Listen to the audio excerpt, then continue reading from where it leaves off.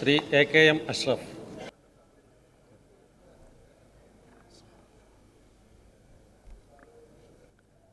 ಎ.ಕೆ.ಎಂ. ಅಶ್ರಫ್ ಎಂಬ ನಾನು